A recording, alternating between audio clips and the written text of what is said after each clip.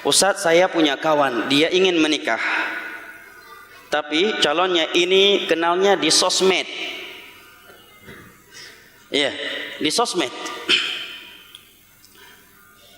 Dan belum jelas bagaimana sifat aslinya. Sedangkan dia tidak mau akhwat pilihan orang tuanya karena takut beda pemahaman. Sedangkan akhwatnya yang ia kenal di sosmed katanya seprinsip, ya, dalam beragama, satu ideologi. Jadi bagaimana menurut Ustadz? Dia tidak mau pilihan orang tuanya, sedangkan orang tuanya tidak mau calonnya yang dia kenal di sosmed. Dia dan orang tuanya sama-sama keras, Ustadz. Tidak ada yang mau ngalah. Dan calonnya ini orang Jawa Barat. Dan dia belum pernah ketemu sama sekali. Kemudian ada catat, kawan saya masih kuliah, Ustaz. Mohon sarannya, Ustaz. Jazakallahu khairan. Katanya mbak urung tuha lagi ban Pak. Yang menurut drone urung tuha kamu yang sudah banyak makan garam. Kibang Pak Usaini. Ini ada beberapa sisi keanehan. Yang pertama, dia mampu memastikan satu pemahaman, satu prinsip, padahal dia katakan tidak kenal kecuali di sosmed. Inilah salah satu kondisi generasi micin. Sekedar kenal di sosmed, dia langsung merasa dirinya sudah cocok. Kebanyakan makan micin, padahal dia sendiri menyatakan belum tahu aslinya. Kemudian berani memvonis dan melawan pilihan orang tuanya. Ini yang pertama. Yang kedua, sosmed tidak bisa dijadikan standar di dalam menilai seseorang, karena banyak orang yang pakai nama yang tidak asli. Namanya Abu Fulan, Abu Muhammad, bagus namanya. Rupaji pekaten Abu Nawas. Postingannya Masya Allah, ketaatan semuanya. Dia sendiri di balik postingannya 180 derajat beda dari itu. Nah, dan andai kata dia wanita yang salihah, dipastikan dia tidak akan aktif di sosmed. Dia nggak akan aktif di sosmed, karena dia tahu firman Allah Jalla wa Ala, wa qarna fi buyutikunna wa la tabarrajna tabarrujal jahiliyatil ula. Dan khawatir kalau dapat istri sosmed, nanti jadi lahir anak jadi raja sosmed. Ini yang perlu diperhatikan. Berikutnya, antara pilihan orang tua dengan pilihan kita. Datang sebuah hadis Nabi SAW secara umum. Nabi katakan, ridallah fi ridal walidain. Kecintaan Allah pada kecintaan kedua orang tua. Wa sukhtullah fi sukhti walidain. Kemurkaan Allah ada pada kemurkaan kedua orang tua. Hadisnya disahihkan oleh Al-Imam Al-Albani. Makna hadis ini, kata para ulama, dengan syarat tidak melanggar agama Allah. Andai kata pilihan orang tuanya tidak cacat agamanya, lantas ia memilihnya dalam rangka bakti kepada orang tuanya dan agar orang tuanya tidak sedih, mudah-mudahan Allah jadikan itu sebagai sebab kebaikan untuknya. Selama dia lihat tidak ada kecacatan pada pilihan orang tuanya.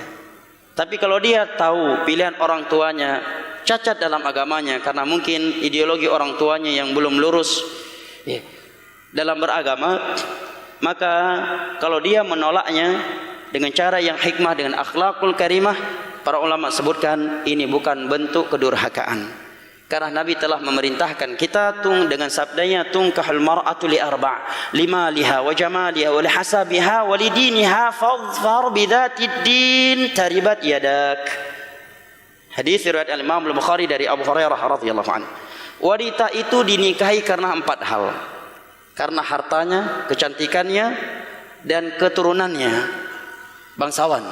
Dan karena agamanya, maka prioritaskan wanita yang beragama, wanita yang sempurna agamanya. Para ulama ketika mensyarah hadis ini, sebagian mereka menyebutkan Yahudi zaman dahulu lebih memprioritaskan wanita dari sisi hartanya, Nasara lebih memprioritaskan wanita dengan kecantikannya, orang Arab dengan keturunannya.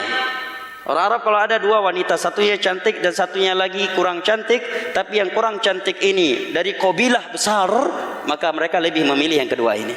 Datang Islam memprioritaskan bagian agama. Persentase cantik penting, ya, bukan sekedar hafizah, karena kita nggak cari imam salat, yang kita cari istri, ya kan? Kecantikan perlu, ya, diperhatikan. Hartanya juga demikian, ya. Sehingga hartanya bisa dimanfaatkan untuk agama Allah daripada dinikahi oleh lelaki yang hartanya akan digunakan untuk berjudi dan yang lain-lainnya. Keturunannya juga pun penting untuk diperhatikan, karena itu akan menjadi sebab kemuliaan seorang di tengah-tengah masyarakat. Tapi persentase yang paling penting untuk diprioritaskan adalah persentase agama. Nah, maka kalau demikian dia tidak durhaka. Cuma masalahnya dia kenal di sosmed, bagaimana dia mengetahui akhlaknya baik. Para ulama menyebutkan beberapa tips untuk mengetahui karakter dan akhlak seseorang. Yang pertama, kawan dekat dia. Kawan dekat nggak mesti dengan teman di Facebook, ya. Ya. Banyak temannya abu-abu semuanya. Padahal di balik abu-abu itu Abu Nawas. Ya. Atau semisal dengannya. Teman dekat dia sehari-hari dikenal wanita yang salihah. Apa dalilnya? Hadis Nabi SAW yang sahih. Nabi bersabda, "Al-maru ala dini khalilish." Seorang itu akan terbawa dengan agama orang terdekatnya. Pepatah Arab menyatakan, "Anil mar'i la tasal wasal qarinahu fa innal qarina bil muqarani yuqarinu." Bil muqarani yuqarinu. Kalau kamu ingin mengetahui tentang seseorang, tak usah engkau bertanya kepada orang siapa dia. Enggak usah kau tanya siapa tu ukhti.